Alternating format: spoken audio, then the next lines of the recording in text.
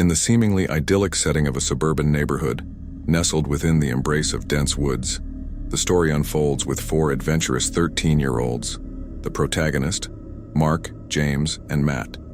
Their mischievous endeavors included a particular favorite, Ding Dong Ditch, a game that promised excitement and laughter. They were all neighbors sharing the same block, and the woods that surrounded their homes added an extra layer of intrigue to their escapades.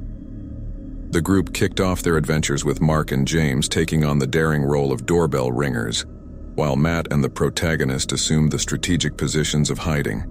The excitement and thrills of their escapades, taking place under the shadowy canopy of trees, were something they cherished. On any given Saturday night, you could find them sneaking through the darkened streets attempting to outsmart unsuspecting homeowners. In the beginning, the reactions from the homeowners were nothing out of the ordinary. Most would step outside, bewildered or irritated, and perhaps let loose a string of reprimands before retreating back into the safety of their homes. A few might even grumble about calling the police, but none ever followed through on the threat.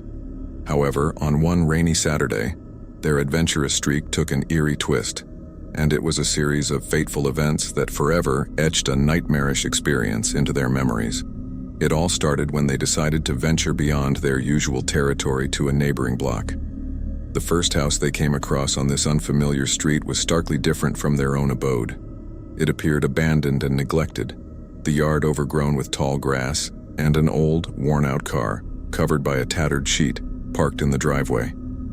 Something about the house exuded an unsettling aura. Mark, perhaps influenced by their prior successes, strode up to the front door, determined to give it a try. Little did he know that this would be a departure from their usual lighthearted pranks. As he rang the doorbell, the atmosphere took a turn for the worse. The door swung open, and an imposing figure appeared, a hulking man, about 6 feet tall, with a sturdy build. Unlike their previous targets, he was not just irate, he was enraged. His towering presence and ferocity caused Mark's bravado to falter. The man stormed out of the house, unleashing a barrage of threats, turning the yard into a temporary war zone. Meanwhile, the other friends tried to stifle their laughter, watching Mark scramble to escape the escalating confrontation. After a few minutes, the irate homeowner returned indoors, much to their relief. Mark seized the opportunity and decided to risk another bell ring. This time, he made a dash for the nearest hiding spot, fearing the consequences. The man emerged again, only this time, he brandished a rifle in his grip. A wave of anxiety washed over the friends who were now grappling with fear and uncertainty.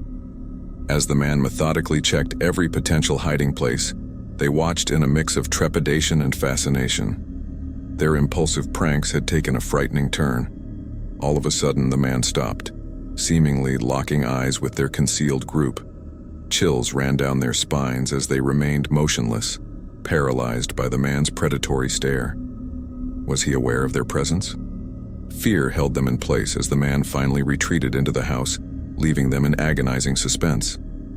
Mark, on the other hand, had his own ordeal to endure. He knew the clock was ticking, and as he approached the house once more, anxiety gnawed at him. As he rang the doorbell, his friends were tense, knowing that the consequences of this action could be dire. The homeowner emerged again, this time more agitated than before. However, before he could react, Mark heard his friend's cries from across the street. Startled, he ran back toward them, away from the menacing figure wielding a rifle. As they retreated, they kept a watchful eye on their pursuer, the distance between them growing. Eventually, they managed to put several blocks between them and the enraged homeowner, who had become a menacing presence in their young lives. The story concludes with the friends opting not to report the terrifying encounter to the authorities, as the sheer fear of that night lingered as a stark memory. They did, however, make a silent pact to steer clear of that particular house and its formidable inhabitant, choosing to cherish their youthful adventures and the lessons they had learned along the way. This cautionary tale reminds us that the allure of mischief and adventure can quickly morph into a heart-pounding encounter, serving as a vivid reminder to tread carefully and be vigilant in the face of the unknown.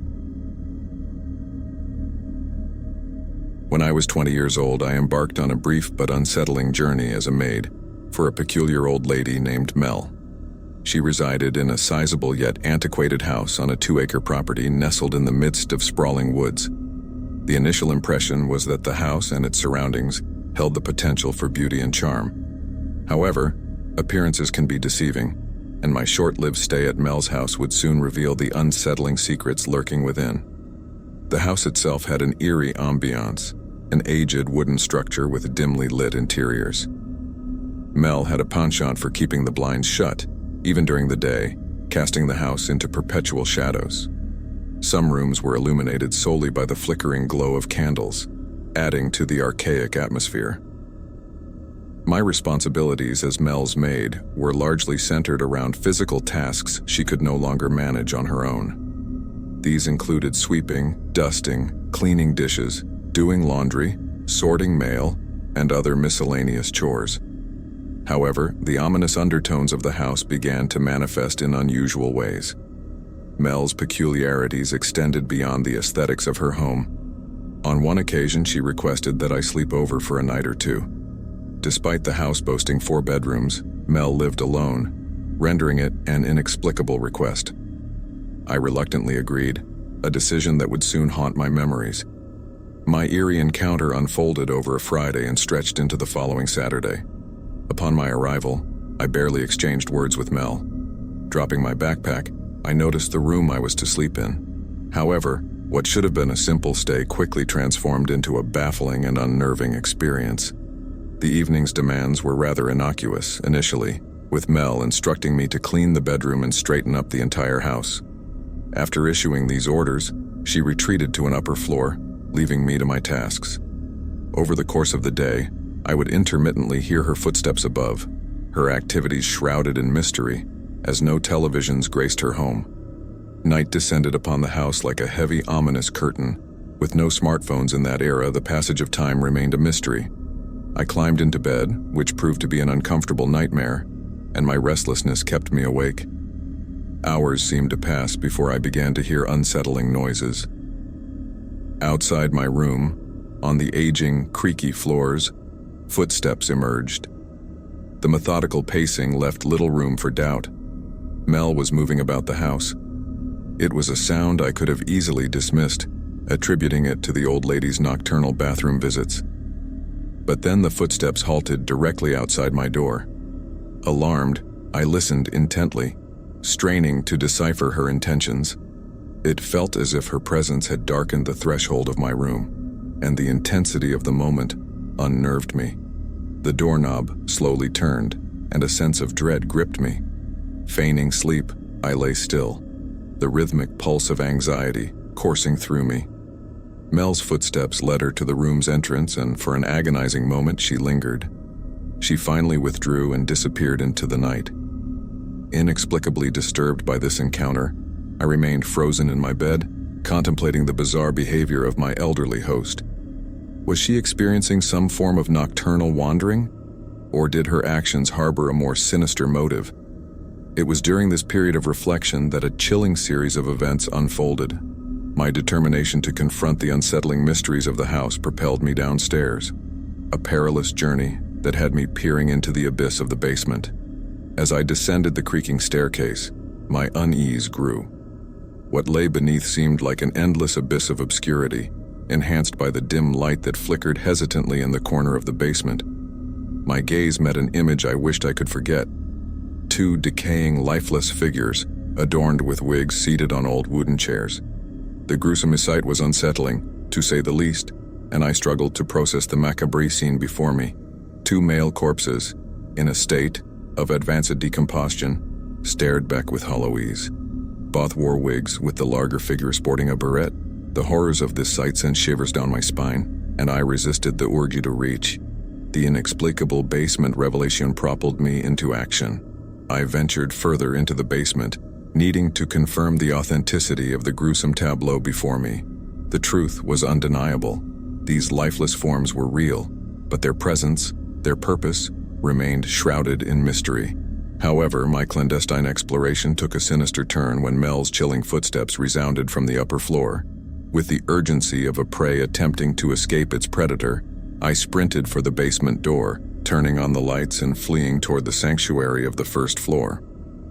The haunting memories of the footsteps that pursued me remain etched in my mind. I could feel her whispering my name from the top of the basement stairs, the words a chilling promise of malevolent intent. As I escaped from the house, the torment of that night accompanied me, casting a dark shadow on my memories. One unanswerable question lingered.